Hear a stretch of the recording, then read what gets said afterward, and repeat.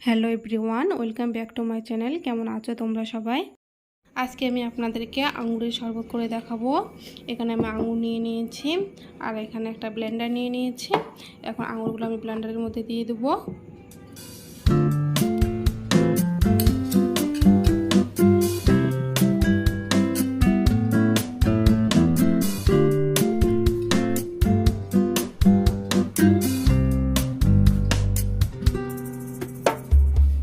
এরপর দিয়ে দেব চিনি, বিট লবণ, গোলমরিচ আর লবণ।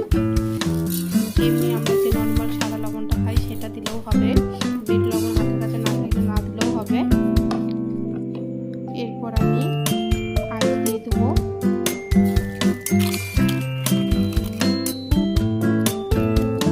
আইস দিয়ে দিলাম।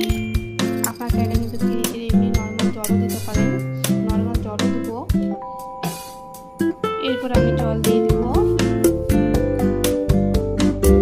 জলটা আপনাদের পরিমাণ মতো দিবেন।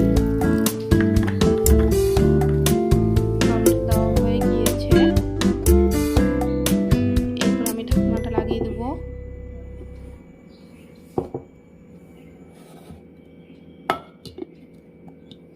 ঢাকনাটা আমার ভালো করে লাগানো হয়ে গিয়েছে।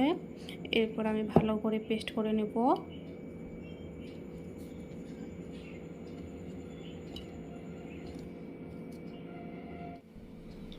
আমার ভালো করে ব্লেন্ড করা হয়ে গিয়েছে আর আমি দুটো গ্লাসের মধ্যে ঢেলে নিব। আপনারা কিন্তু গরমের মধ্যে এই রেসিপিটা বানিয়ে খেতে পারেন, ভীষণ ভীষণ ভালো লাগবে।